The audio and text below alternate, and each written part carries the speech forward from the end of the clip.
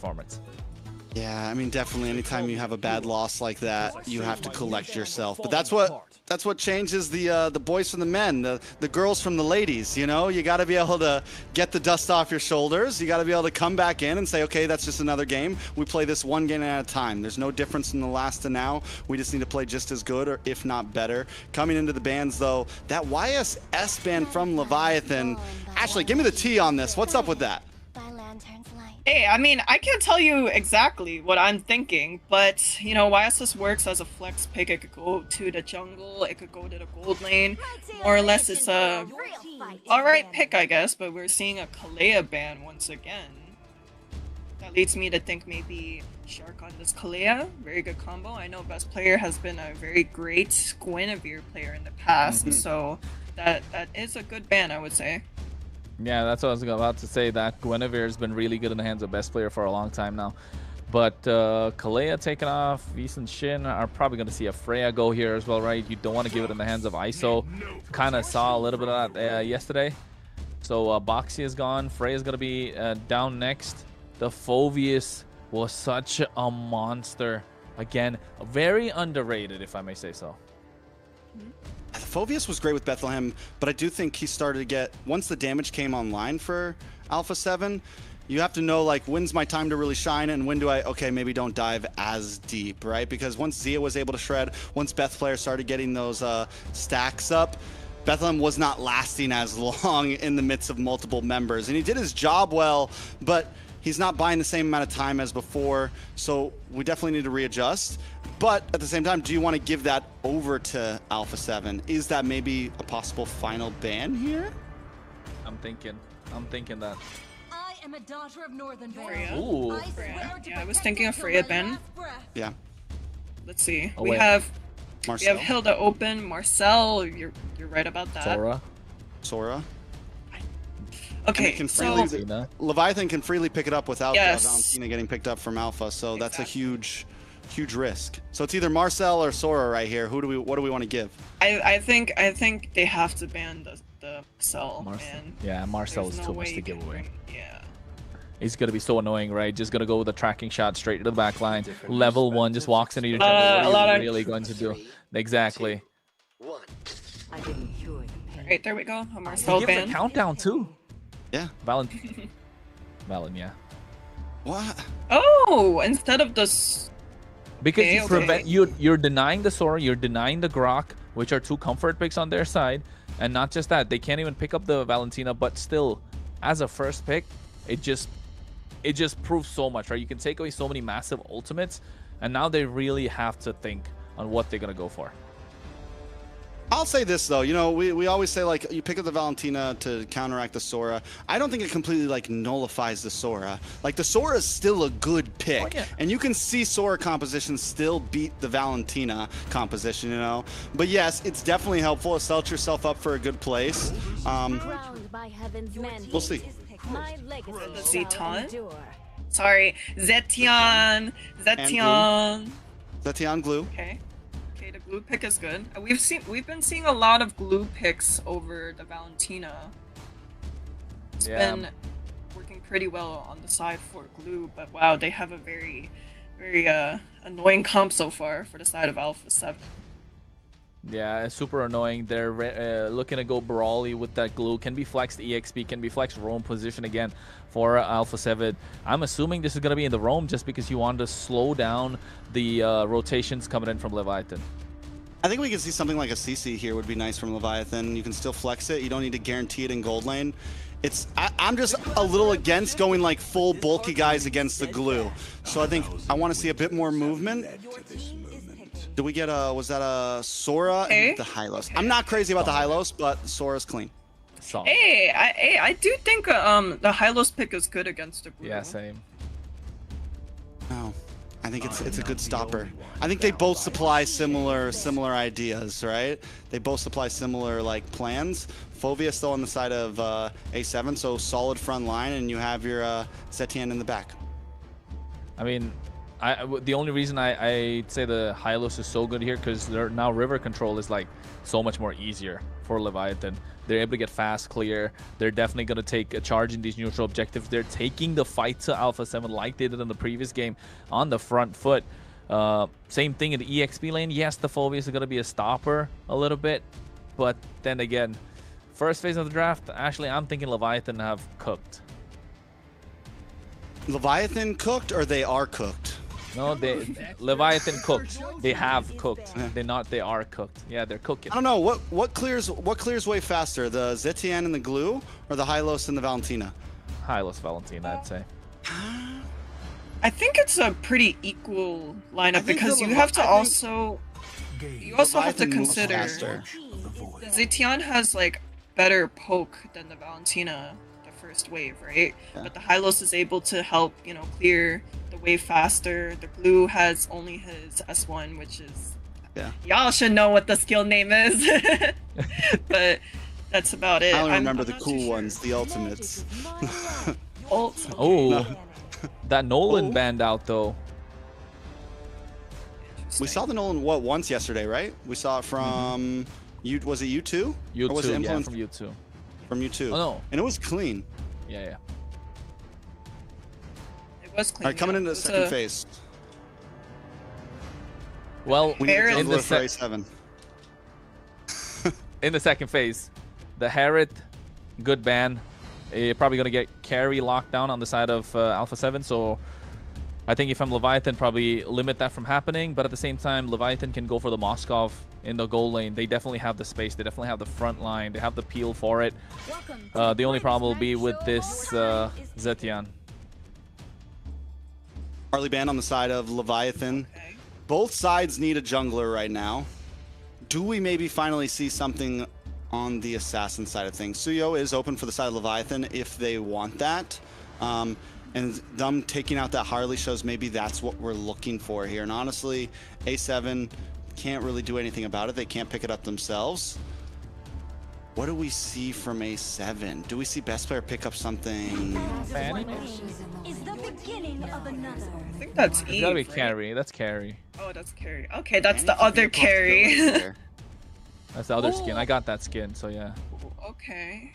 Okay. Yeah, because I'm thinking even a Leomord pick isn't that great for the side of Alpha7. Yeah, it's not. Valentina, though. Because of what to deal with the Fanny? No, because the Leomord cannot walk up to any objective, man. Yeah. So, Fanny I think would work.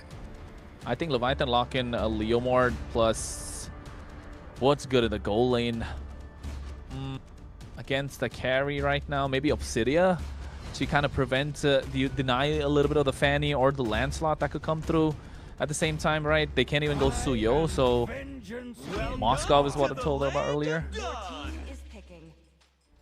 Akai? Akai! I heard that voice and I'm like, we haven't heard that voice line yet. That's a new one. That's a new one. Yeah, that is true. That is true. It completely wiped off my mind. Okay. How do we feel about it? I'm 50-50. I'm not a fan. I am 50-50 as well because Alpha7 has an answer to the tanky front line, you know? Yeah, they have the carry. What do you think, Trex? It's preemptive. It's preemptive. If A7 does want to go for a Fanny or something, it's a decent answer to it in a sense, at least in terms of Lord Pit. If they go for something bulky here, it does great against utility jungles. And that's really like, what else do they even have? They go for the Leomord. It has to be. Which I think the Akai's, it's a safe pick. It's a safe pick. It's a safe pick. They just need damage though. It feels more like Leviathan with that Akai pick have forced Alpha7 on this Leomord, right? Because it prevents the Fredger and it prevents the Fanny. So, I mean, in a way, I'd still say Leviathan dictated the pace of the draft. Any last thoughts, Ashley? Honestly, for me, I think I'm more towards Leviathan's side for the drafting purposes. I don't think it's going to be easy for this Leomord to walk up. They have a Hylos, they have an Akai, they have a Sora. There was literally, Nats can't do anything. All you need is a big heavy spin and your pursuit's pretty much done for. Shark no longer has a way in. It's definitely right. There's just so many stiff arms on the side of Leviathan to stop the dive of Alpha7 North. Yeah, definitely they do, and I think Leviathan are looking to go crazy with that first turtle, right, Trex? We'll see how exactly it does go, because this is game number 2. Leviathan down 1, match point for Alpha7. Game 1 was a close one. Will we see another like the one before? Who will take the dub? Well, already starting off a great, both with the purple buff, looking to mirror each other's rotation at the same time. But I think here we're looking to see best player. He needs to pick up level 4, get some poke down on the side of Leviathan, so you know he can come out and finish the job. Shark already being annoying on this glue, and you can tell Leviathan want this river control. Ooh, Shark once again looking like a possible first blood. It's what we saw in game number 1. He does use the flicker. That's going to be big. Leviathan with good control. Overall, do we feel like the early game goes into the hands of Leviathan here? I think it does, Trex, especially with this high lows, right? At least till level 4, you know for a fact the Sora is going to be annoying, and that level 4 plays, that turtle pit is going to be massive. It just comes down to show how much will Alpha7 poke out Leviathan before that fight. If they're able to get a good poke down on Bethlehem, on Joybaj, even Yato, then yeah, they're going to run away with the game, not just the turtle, because they've completely controlled the early game where Leviathan are super strong. But if Leviathan can hold out, not really lose a lot of HP, not really trade a lot of these spells for the next 20 seconds, you know they're going to be fighting, and they're going to be fighting super hard, because the best player doesn't have any answer right now. Can't walk up to get any points in the turtle pit, and then Yato will be looking to take away the steed himself. The fact that Oh My Foe, though, is on this utility jungle, and it's not like an aggressive utility jungle like something like Fredrin, means Leviathan does have to think about how they're going to approach these turtle fights, right? Without a major damage dealer in the early phase, they need to be a bit more reactionary. Shifting Clouds does come in. Bethlehem trying to get some nice damage on a Shark. Doesn't quite connect, and now Nats, and best player, ride down on a Joybaj. Is able to come back. The Fury of the Phoenix locks in. Joybaj gets stunned. Cold World looking for some more shots, but the IMU responds with the Fury of the Phoenix of themselves. Nice Terrify onto Nats there. Alpha7 North take control of the turtle pit. Yeah, already using the heavy spin early on as well. This is what we needed to see from Alpha7. Right now they walk in. Oh my foe, what are you doing? Ooh, it's a lot of damage. He doesn't have the heavy spin. He's going to get chased down, taken out. Nats with the first blood. Best player able to secure the first turtle. Shark brought low. Bethlehem looking for the final shot. Is able to finally get it, but will pay the price for it. Cold World gets the kill in response. It's 2 for 1. Possibly a purple buff and a turtle over to Alpha7. Yeah, this is what we were talking about, Trex. It's going to be difficult for best player to walk up to any fight, but if the rest of his team can push back Leviathan, this Leomord's going to be unstoppable. It's looking like that already. 0-0-1. They got 2 kills on the board. Alpha7 North taking control of the game. Now Leviathan needs to find answers, and it's got to come through this gold lane with the item. He's going for a swift crossbow now. Not very far behind his ISO, but they need him to scale, and they need him to scale fast, because other than him, you have Yato on this Valentina, just not able to get the right skill. But Bethlehem trying his best. Yeah, it's definitely going to be a time game, though, for the side of Leviathan. We're talking mid-game, 7-8 minutes. Once Yato gets 2 items, once ISO gets 2 items. Look at the damage on it. Bethlehem going to get pulled back from best player, taken out. Another kill into the hands of Alpha7. A 1.5k gold lead at about 4 minutes in. If Leviathan keeps at this pace, it's looking rough for them.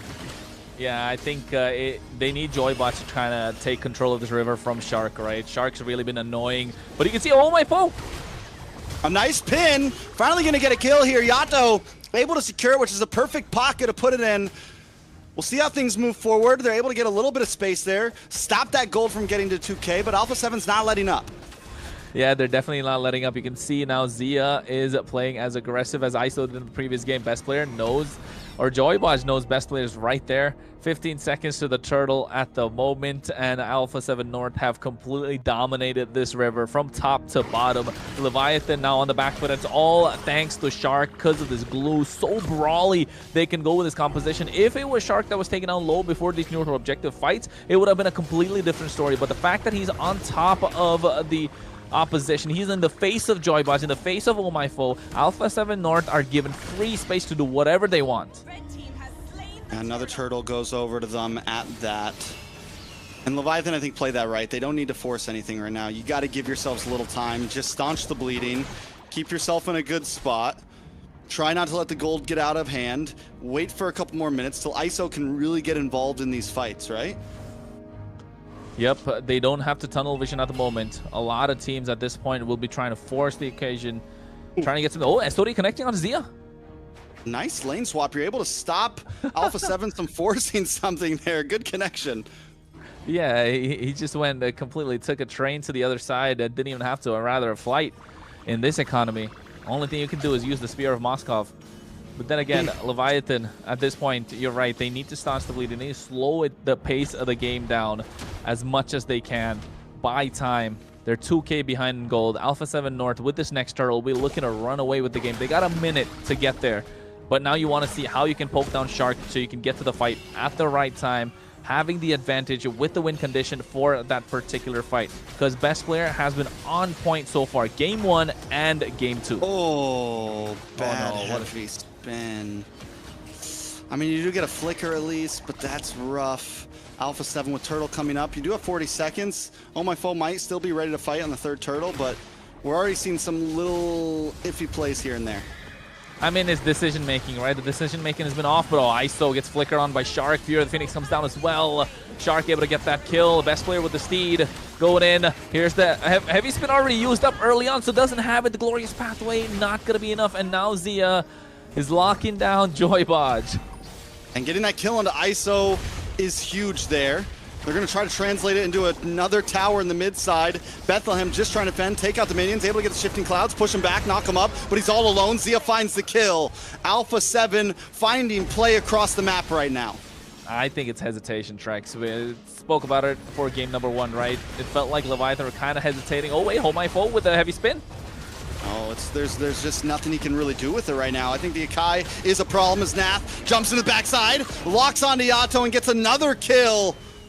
Alpha7 just winning out time and time again in every fight. Well, Joybodge popped in the recall a little too early in game number 1. Kind of on the receiving end at the moment. Doesn't feel that good, but of course, it's... I mean, we can say all about the rest, but this game has been all about Shark, man. 1, and 6. Leviathan are just feeding them one at a time. One guy goes in, gets taken out. They have to slow it down. Let Alpha7 chop off an arm or two. It's okay. Just hang it out. Alpha7 were able to do that in game number 1. It's something that showed so much promise with them. They were like, listen, we know we're losing right now. We just need to hold out. We need to wait a bit. That's the approach that Leviathan needs to take to this match. And, apart from that, they need to split the map up quite a lot. And ISO is trying to do that. He needs to be able to get to the farm up. He needs to get his items. He needs to get that Trinity. Get that Malefic gun at a range. And then maybe we can see what they can do. Because Yato's there. He definitely has that Phantom Seed that can go for the finish. They have the tools. It's just about layering those skills right for Leviathan at the moment. They have the Glorious Path to slow down the opposition. Oh, my foe. His heavy spin hasn't been so good. You can say probably call it a bit rusty. I mean, a bit rusty, a bit off. We were worried a little bit about the Akai. Because they're so behind, they can't even use it in the pits. They can't use it in the turtle pit. They can't use it in the lore pit because they can't even contest it. And that's the only time it's really going to come into extreme clutch. And he has it right now, but it's going to be used as more of an escape route. Nice pin onto Nats. Nats able to fly back. Joybodge going to take a couple shots to the face, but Leviathan can't take any fights right now. But wait a second, Bethlehem into the backside. A lot of damage on a best player. Best player going to finally go down. Bethlehem finally locking in, but Zia finally pulls up. Speedy Light Wheel is out, and the damage is on. Joybodge falls. Oh, my foe is next as Alpha7 North once again come out on top in the team fight. Well, they got baited heavily by the best player there. Walked straight into Shark. He even used... Did he use the flicker? No, he didn't. He just went in with a split. Separating ISO from the fight. Oh, Bethlehem with a nice shifting skies at the same time. A Shark should be able to make it out alive. See, that's the thing. Even if they get a kill, right? Ooh. Even if they're able to find one in here, they're not able to really do a dragged out team fight right now. In a full 5v5, it's too much to ask for. So yeah, they can look for pickoffs, but they got to make sure the pickoff is not around anyone else. True. But so far, Alpha7 dictated the pace of the game. again, Leviathan, yeah, we're talking about how they can make a comeback possible. Well, take a look at the facts. Brass tacks, 6K behind in gold. They haven't got a single tower at the moment. The only one they've chipped is on the top side, which ISO's actually taking out now, and they're going to trade that for the Lord because Alpha7 are slowly starting to blitz through. And look at Shark being so annoying. Yeah, with some free shots on a Joybaj. Joybaj possibly going to bite the bullet once again, just trying to get away. Couple free shots. Shark finally secures the kill. Lord is getting shredded down up on the top side, though. We do see ISO taking away some towers. Shark with the split taken out by Bethlehem. It's a 1-for-1, but Lord finally falls into the hands of best player. Bethlehem now in a bad spot. Zia finally locked in, and Nats gets the kill. What do we think about ISO going to top side? Was it the right play? No, I don't think so. It definitely, I mean, for Leviathan, yes, I would say definitely was the best play. They got 2 towers in the process, right? But Joybaj in that case, rather than using the Glorious Pathway aggressively, I think we've only seen 1 aggressive Glorious Pathway. The rest have been so defensive, just using it as a retreat tool, which is not working out because Shark is on top of him the entire time. The moment he tries to go forward, gets pulled back by the split.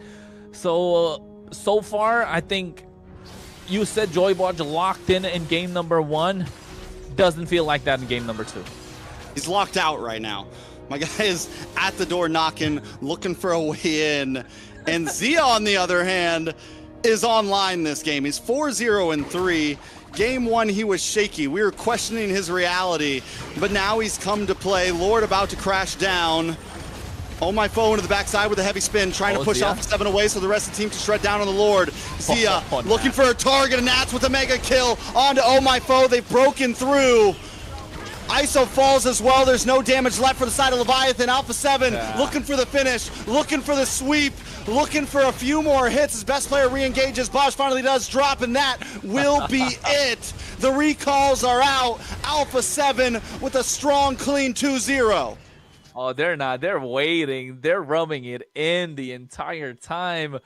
Oh, I didn't think it would be that terrible for them. It just came down to a little bit of micro decisions in the game, especially before that first hurdle. We spoke about it, Ashley. They need to walk up and try and prevent best player from getting there because he's not going to be able to do anything. But guess what? Shark being a massive difference maker. That glow creating the space.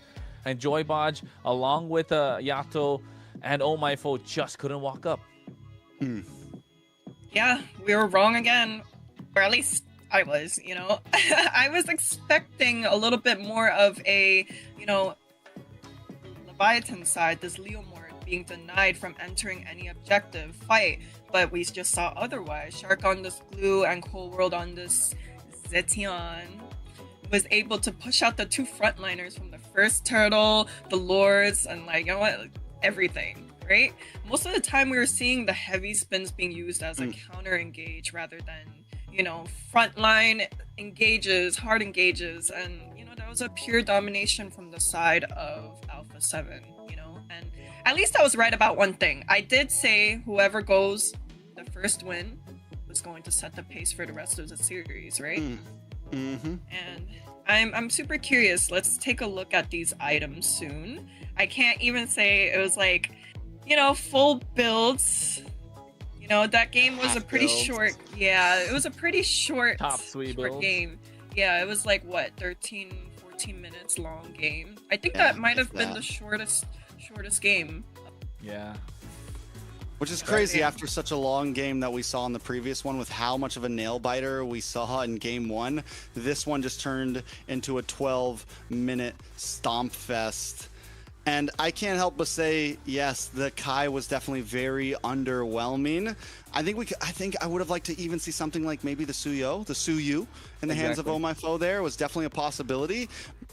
Maybe Leviathan's got in their own head, you know, thinking kind of like, oh, maybe it's preemptive. Maybe they're going to pick the Fanny. But no, all they got to do is pick up the Leomord, keep it simple. And A7 just stomps through. Taking a look at the lineup, this time we see a stark difference with Zia than what we saw last game. 4-0-7 on the carry. He really got to shine. Yeah, I think if you think about that last pick as well, right? Going back to the draft a little bit, that if instead of that Akai, like we spoke about it, if he picked up the Leomord, you could see so much more coming through. with the high-lows. The Valentina could have picked out the Fury of the Phoenix. The plays were just there. Unfortunate that we don't get to see it. But then again, it's all... Look at Shark. Shark does so much. He's just walking. The bro was just walking away from these fights the entire time, being the big difference maker. At least for me, I think he's the MVP for all the work that he put in. And this is the reason... We've mentioned before so many times, right, Ashley? This glue is so annoying in these team fights. She's so good right now in the meta because of how brawly it has become.